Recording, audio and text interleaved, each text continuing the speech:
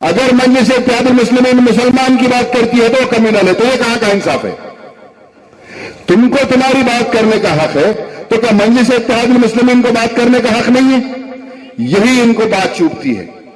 آپ غور کیجئے، اسی طریقے سے یو پی کے اندر، کیا آپ مجھے ہندوستان کی ہسٹری 60 سال کے اندر آپ نہیں بتا سکتے کہ یو پی کے اندر مجلس یہ اپنے بی جے پی 90 سیٹ کبھی جیتی تھی؟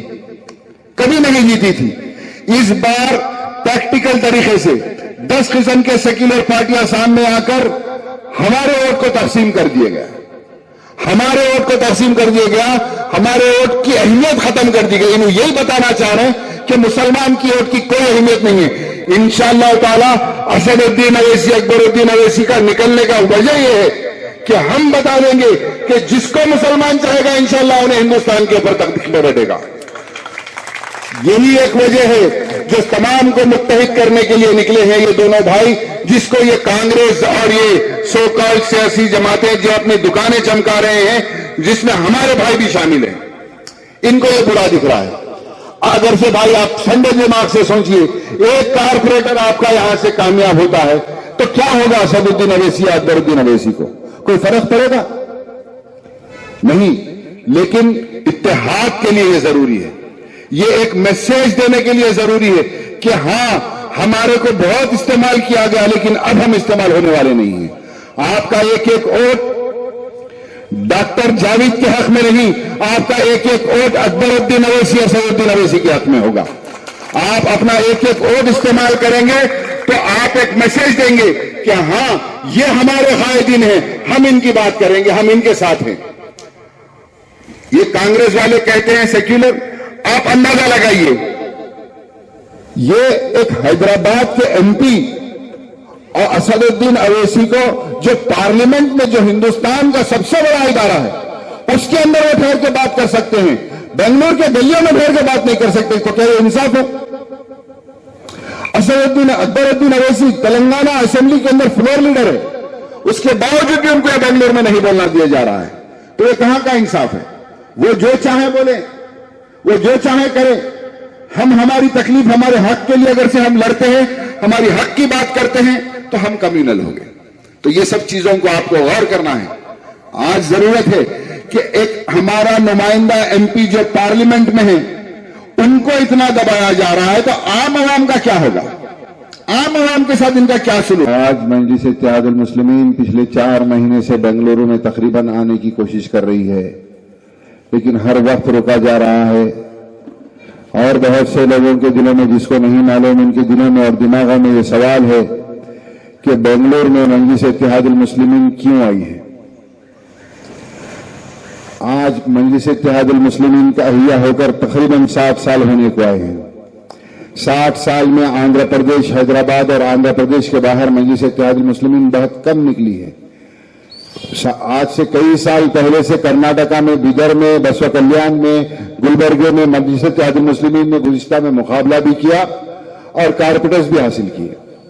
آج ہندوستان کے دوسرے شہروں میں، چاہے مہاراشٹر ہو، بمبئی شہر ہو، بنگلور ہو، یو پی ہو، بہار ہو، چوطرف مجلس اتحاد المسلمین کو نکلنے کی ضرورت کیا ہے؟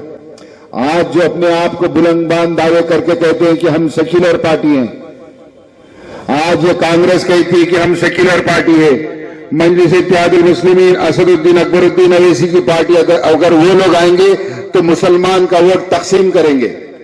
مسلمان کا ووٹ جو میں یہ کانگریس والوں سے یہاں سے آپ کے اسٹیج سے، یہاں سے کے جی ہلڈی سے یہ سوال کرنا چاہ رہا ہوں، کیا مسلمان کانگریس کے باپ کی جاگیر ہے جو انہوں نے کانگریس والے ہمیشہ مسلمانوں کو ووٹ بینک کی طرح یوز کرنا سکھا ہے؟ آج ہمیشہ صرف اور صرف استعمال کر لیتے ہوئے آئے ہیں۔ آپ دیکھیے، آپ غور کر کے دیکھیے، گوڑاس کی پارٹی ہے، گوڑا لوگوں کے بارے میں وہ لوگ نمائندگی کرتے ہیں۔ دلت کی پارٹی ہے بہوجن سماج پارٹی، مایاوتی دلتوں کی نمائندگی پارلیمنٹ میں، ایوان میں اور ہندوستان میں ان کی نمائندگی کرتی ہے۔ ملائم سنگھ کی پارٹی ہے، یادووں کی نمائندگی کرتی ہے۔ بنگلور میں لنگایت کا زور ہے تو یہاں پر حکومت میں اور کانگریس میں لنگایت کو زیادہ اہمیت دی جاتی ہے۔ ہر ایک جنے کو اپنے قوم کی بات کرنے کی عادت ہے، فطرت ہے اور ان کو چھوٹ ہے، اور बड़ा सबसे ज्यादा ताउन है इस मुल्क के अंदर, उसके बाद हमारी कौम के साथ ये हाल है। तो हम इसीलिए लड़ रहे हैं।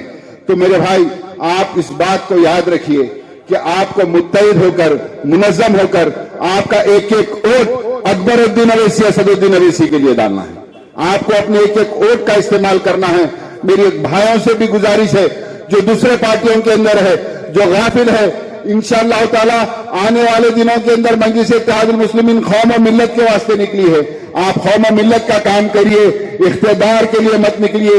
यहां पर एक काउंसलर जीत जाने से या 10 काउंसलर जीत जाने से असदुद्दीन अवैसी का नाम कुछ वो नहीं हो जाएगा, असदुद्दीन अवैसी को कोई खजाना नहीं मिल जाएगा।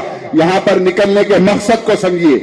आपके दरमियान में आकर, यहां पर हैदराबाद से आकर आपके दरमियान में दिन रात गुजारने की वजह को समझिए कि क्या वजह है, क्या दर्द है ये लोग लेकर कर रहे हैं। तो आप इसको समझिए। वो तो अपना हक अदा कर रहे हैं, अब आपकी बारी है, आपको अपना हक अदा करना है। आपको अपना हक अदा करना है, आपको मुत्तहिद होना है। आने वाले दिन बहुत खराब है। आपको यह बताना है कि हम मुत्तहिद हैं और हमको नहीं बांट सकते और हमको वरगला नहीं सकते। आप तमाम को निकलकर अपने एक एक वोट का इस्तेमाल करना है।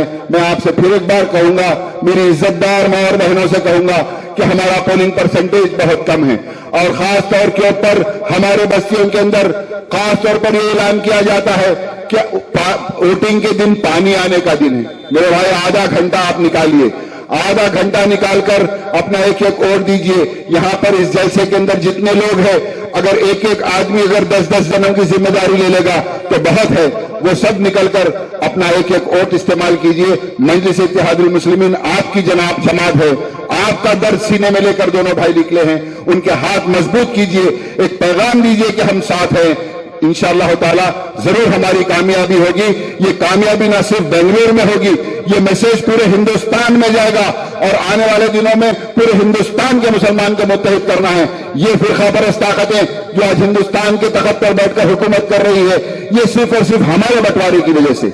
अगर हम एक हो जाएं तो जिसको हम चाहें उसको वहां पर बिठा सकते हैं। वो दिन को हमारा लीडर खुद काफी है, हमारा लीडर खुद काफी है हमें गिराने के लिए। मेरे भाइयों,